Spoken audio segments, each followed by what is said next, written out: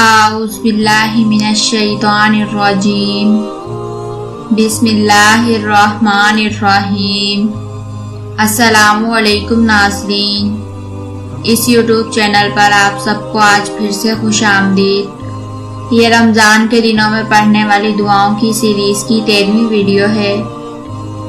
اس video میں آپ کو رمضان کے 13ویں روزے کے دن پڑھنے کی دعائیں اور ان کے طریقے بتاؤں گی۔ رمضان کے 13ویں روزے کے دن نماز فجر کے بعد سورہ جمعہ کی آیت نمبر 4 33 مرتبہ پڑھیں۔ نماز ظہر کے بعد سورہ فلق 47 مرتبہ پڑھیں۔ نماز عصر کے بعد سورہ ناس 47 مرتبہ پڑھیں۔ نماز مغرب کے بعد دعائے نجات 11 مرتبہ پڑھیں۔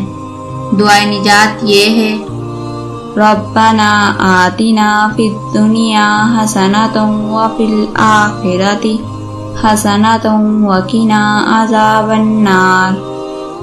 ربنا آتنا فی الدنیا حسنۃ وفی الآخرۃ حسنۃ وقنا عذاب النار۔ نماز عشاء کے بعد 4 رکعت صلاۃ الحاجات پڑھیں۔ 4 رکعت صلاۃ الحاجات کا طریقہ اس رمضان سیریز کی ویڈیو نمبر 9 میں بتایا گیا ہے۔